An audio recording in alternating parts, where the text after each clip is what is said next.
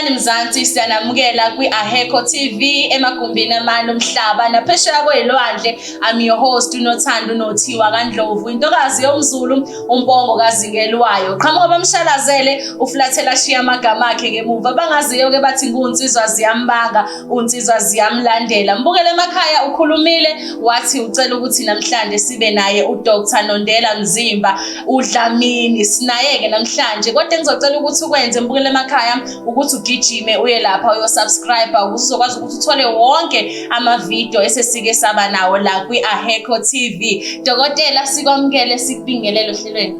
Sibingelele Nothando emakhaya abalaleli lokukhuluma ukuphelele umsimo. Umthakathi uyini. Okay, siyabonga ukuthi namhlanje ubile nathi. Ngikhona ke mina ntokazi yomZulu lapha on Facebook as Nothando Nothiwa ntokazi yomZulu, naye ke udokotela ukhona as uDr Nondela Mzimba. Sikhona futhi Aheko TV lapha on Facebook, ungasho uthi Aheko TV. Dokotela, namhlanje sikhuluma ngodaba olubaluleke kakhulu. Abantu babhekene nesikhathi esinzima ngalesi sikhathi. Abantu abasebenzi, abantu inhlanhla zabo zivalekile, abazi ukuthi sivalwe yini, sebehlabile, benza yonke imisebenzi ekumele bayenze kodwa abakwazi ukuthi baphumelele empilweni. Yini edala lokho? Kuyenzeka ke sisinontando uthole ukuthi abantu bangahlaba ekhaya bathi benza imisebenzi kanti amadlozi abo athethuliwe noma amadlozi labo aphenduliwe kuya kwaphethwa amanzi amnyama. Leyo nto leyo siyakha ukuthi noma ungathi uyahlaba wena ekhaya izinto zakho ayisalungi, noma ungathi ufuna umsebenzi, uma ngabe idlozi lakho lingcolile ayikho into yakhe elungayo. Manje kubalekile ukuthi ube suya kumelaphi noma enyangeni uyofuna usizo noma ke baqale bakuhlolele kubonakala ukuthi ingampela nangu sengihlabile noma ke ngiyenzile into befike ngiyenzela ekhaya.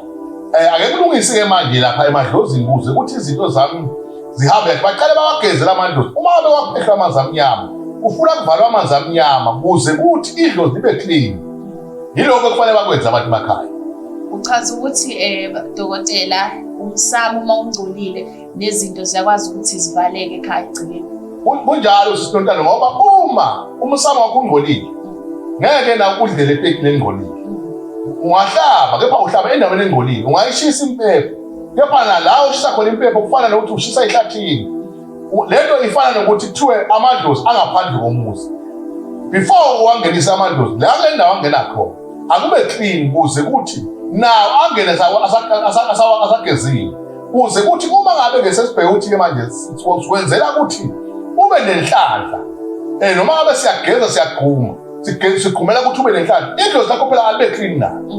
Manje kungako kubalekile ukuthi nawe ukumelapha ube nendlela yokuthi lo melapha akwazi ukubheka ukuthi ngoba kubalekile ukuthi wazi umnyombo noma ukuphila komuntu ukuthi yini evimbe ukuthi izinto zakhe zingalunganga kuze kuthi asatholile lo dokotela sekuzofanele ukuthi ke manje alandele lento ayibonile ukuthi kuze kuthi siphume kule nkinga okuyona asenze kanje noma ke umelaphi noma ke umthandazi asenze kanje kuze kuthi izinto zabantu zakhona umuntu zilunga. Ngoba wayihlaba imbuzi zibe u7 uhlabe inkomo omunye uthola ukuthi le nto le seyimangela ukuthi abuye emendweni ngoba manje vele waphuma kabi la ngole khona. So baba ke kuyenzeka ukuthi nangu umbukele emakhaya izinto zakhe ayilungi masecabanga ukuthi abe nezigubhu. Kuyenzeka yini ukuthi izigubhu umuntu abe nazo idlozi lakhe ligcolile kanti futhi yini izigubhu? Ake ngikale la ukuthi isigubhu yini. Isigubhu iselwa elifakwa umuthi phakathi. Lona muthi nawufakwa phakathi bese uyavuswa lowo muthi bese kungena ke amafutha embonge nomhlakuva. Awukwazi ke kwenzela umuntu igubhu ongena business. Awukwazi futhi kwenza kunika umuntu isigubhu idlozi lakhe lingcolile. Kubalekile ukuthi lowo muntu idlozi lakhe libe clean uligeze wena nyanga bese ke uyasithatha isigubhu leso. Umuntu uyakwazi ukuthi abe nesigubhu engasebenzi ekungekho umsebenzi awenzayo. Uzokwenza kanjani ukuthi ngoba phela okay uyasithatha isigubhu awuna business awudayisa iklabishi awudayisa igwini uzobona ngathi ukuthi lesigubhu siyasebenza uma ngabe ugijima uye enyangeni uthi ufuna isigubhu ngoba phela isigubhu sisebenza ngento ngabe ufuna ithenga ngabe uyadayisa ufuna kuthengwe lapho Uma ke ungadayisi wena ngeke akusiyo imagic noma ke isalamusi ukuthi kuzosa kunemali endlini. Isigubhu usika nedlozi lomuntu kuze kuthi silekelele idlozi sivule inhlanhla yomuntu.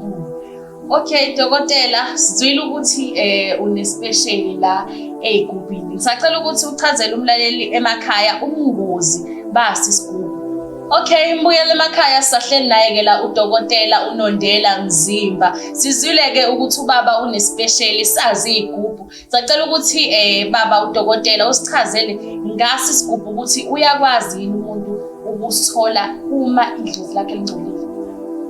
Ngiyakhaza nakuqala ngathi awukwazi ukuthi umuntu ungasuke awukwazi ukutshala imbewu ehlathini. Into efuna uyenze la ufuna isigubhu fanele loyo muntu loyo ozosithatha isigubhu qala ukline yena. Ngoba umuntu nomuntu unedlozi esemzimbeni wakhe. Umkline bese uyakwazi ukusithatha lesigubhu. Isigubhu-ke kakhulu sisebenza kumuntu ofuna amathenda, umuntu onethaveni, umuntu onebhizinisi yokudayisa. Sisebenza lapho isigubhu angeke uthi uthatha isigubhu nje wena kanti awenzi lutho ekhaya noma awudayisi. Uzosibona ngale sigubhu ukuthi siyasebenza. I-special okhuluma ngaso sikhona special mhla ka-27 kule nyanga November. Nespecial igubhu uma ngithi nespecial ngizehlisile ngoba abantu bakithi bekune-lockdown imali abanayo. Ngithi nespecial ngisho ngoba isigubhu sa-12,000 su-8,000 bese kuthi lesa 16 su-12 bese kuthi lesa 40,000 ukokane su-20,000. Leso special-ke ngisenzele ini abantu siphuma ku-lockdown abantu bayafisa kuthatha igubhu. Manje inkinga-ke abantu baxakekile kungako ukuthi ake kubenzele i-special ngenzela ukuthi abantu amabhizinisi abo akwazi ukukhuphuka ngoba phela isigubhu sisebenza ngokuthi sivule ibhizinisi nabantu bathenge nebhizinisi namathenda avuleke. Okay baba, ngabe siyingozi isigubhu? Mina ngisakhi ngesigubhu esiyingozi. Kepha ake ngixwayise ubabukele emakhaya. Sikhona isigubhu uthola ukuthi bathi faka igazi kusona. Kukhona isigubhu ekuthiwa mhlawumbe faka ugologo kusona. Once wafaka igazi esigubhini kufanele wazi ukuthi leso sigubhu leso wanyela ngaso yohlaba ekhaya ngoba awazi wena ukuthi yini ledla igazi. Number 2, once wafaka ugologo esigubhini kufanele wazi ukuthi la kuthi isipoko lesi kwavuswa into ethile manje yiyona ledla ugologo. Manje lezo gubhu lezo sihamba zibe yinkinga ekhaya ngoba uthola ukuthi abantu izinto zabona ekhaya sewumvuka sozofikela ekhaya kunabantu ababothokile nje la ekhaya asebahlezi baphuza utshwala ngoba manje lento vele kwalandwa umuntu ongasiwa la ekhaya oyisidakwa. Manje lento seyizophika manje kwakha abafana bala ekhaya noma iy'ngane ukuthi zibe yibotho. Okay-ke baba, ngabe kuyenzeka yini ukuthi uma uthathe iy'gubhu ube nenkinga ekugcineni wokuthi zidlale ngey'ngane ekhaya? Leso sigubhu leso kuney'gubhu noma ukuthi iy'gubhu zehlukile indlela amaziwaso ahlukile nabantu abazakhayo sehlukile. Kukhona iy'gubhu abazakhayo abantu uthola ukuthi isigubhu mhlawumbe isigubhu lesidla amasi. Leso sigubhu leso uthola ukuthi sinotoko sakhiwa ngamafutha atokoloshi. Amafutha atokoloshi-ke ayavuka. Nakavuka uthola ukuthi sekazohlupha iy'ngane ekhaya. Fanele abantu baxwaye ukuthatha izinto eziyingozi ngoba lezo zinto lezo uzothola ukuthi iy'ngane zala ekhaya ebusuku kunento eyihluphayo noma-ke abantu besifazane kuloyo muzi kunento ebahluphayo ebusuku nabalele kunento efunakala nayo noma abantu besilisa kunento nabalele bafuna ngathi umuntu wesifazane kubona. Uthola ukuthi umuntu walanda into enamafutha atokoloshi. Lawa mafutha lawa ayavuka manje seniyagqilazeka nina la ekhaya ngoba ngesimo uphupha ulele umuntu wesilisa kunento eyenzekayo esibelethweni sakho kuya-affecta wena umuntu wesifazane ogcine wena so-enda kune-discharge. Sihluke ngani isigubhu nokuthwala? Kunomehluko wokuthwala ngoba ngiyeke ngizwa abantu bakhuluma ngokuthi hhayi umalumane wethwele. Ukuthwala kuyenzeka uthwale ngoba ukuthwala uthole ukuthi umuntu wahambile wayonikela ngengane yakhe noma wayonikela ngabazali bakhe. Uthole ukuthi wena ekhaya kini njengoba uthwele kuyafiwa kini. Ngesikhathi kufiwa kini wena uyazi wena ukuthi walandile ethile. Ngesikhathi kushonwa kini wena uyaphakama. Okungekho right. Ngoba emndenini kubalulekile ukuthi ubabone abafowenu baphila. Hhayi ukuthi wena ulwele kucindezela abafowenu. Uma akukho mnandi kubona ukuthi kunomngcwabo ekhaya wala abafoni uyazi umfuni ofile ukuthi hayi kuyenqa yakho ukuthwala umuntu akathwele omunye kunezinye indlela zokuthwala omunye umuntu akathwala kuthiwa njalo ngonyaka akahlaba inkomo bathi ubungozi futhi lapho ukuthi uma ungasayihlabi le nkomo kwenzeka lesikhathi sokuthi uhlabe sikufikela use-Cape Town noma usephesheya lento izojika ihlabe ekhaya ngoba manje wena awusayihlabeni manje ukuthwala kukho into ekhona kepha namanje kunobungozi bokuthi la ekhaya mhlawumbe ungasayenzi imigomo yakhona kuyajika ubulale la ekhaya. Ngabe ukuba nezigubhu baba kuyenzelwe umhlatshelo? Cha isigubhu mina ke ngiyeka kuchaza ngathi la esigubhini amaziko ezinyanga awafani. Njengoba angafani amaziko ezami izigubhu akungena igazi kulona. Ezami izigubhu zidla umhlakuva nembobo.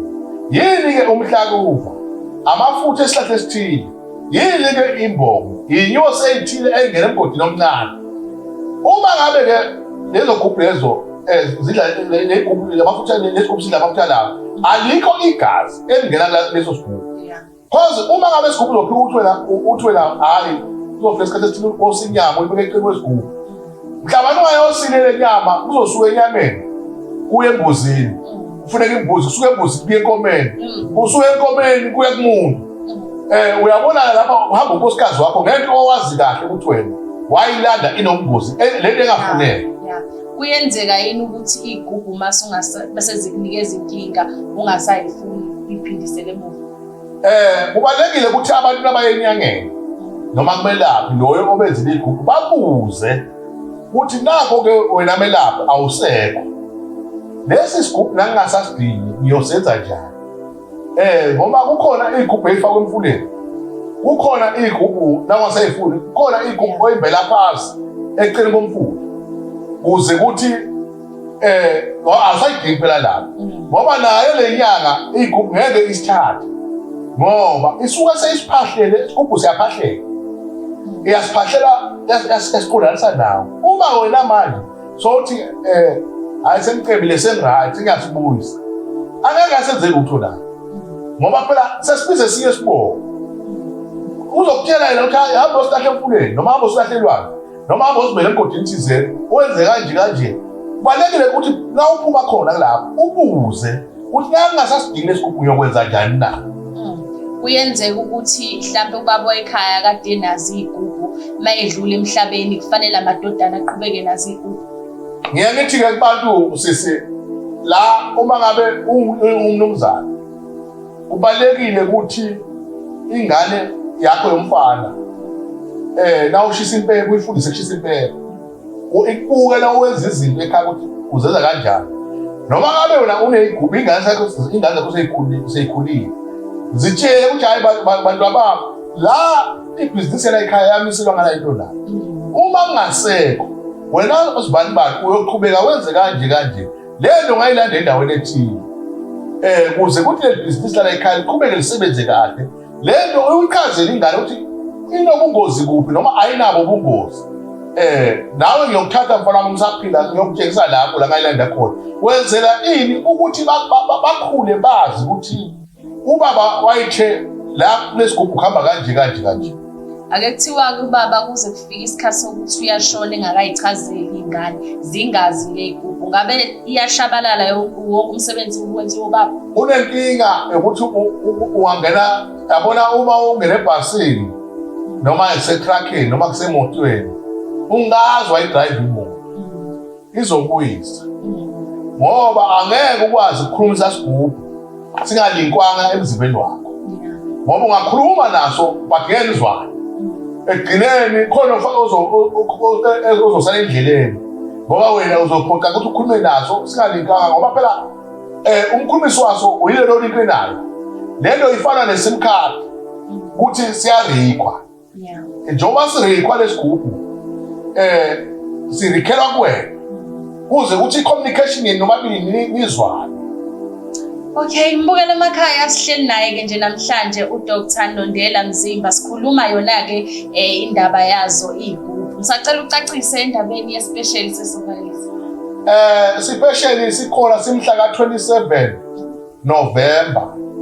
Sazo igubhu nami ithi specially ngisho ngoba igubhu sa 12,000 to 8,000 sa 16,000 to 12,000 sa 40,000 to 20,000 umatrillion ukhona lo matrillion wokugeza abantu abafuna ukuthi babe nenhlanda kule izinto zabo u-2,500 kwehlile 4,500 abantu kabeze lapha kagadla bathuthe kanondlela mzimba iyona-ke inyanga akekho omunye unondlela mzimba ngaphandle kwami lapha eThekwini ezeholi eSouth Africa unikela kwabezizwe.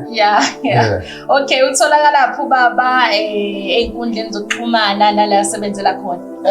Ngisebenzela eNanda Emachobeni. Inamba engitholakala kuyona ithi 061 21 34 318 061 21 34 318.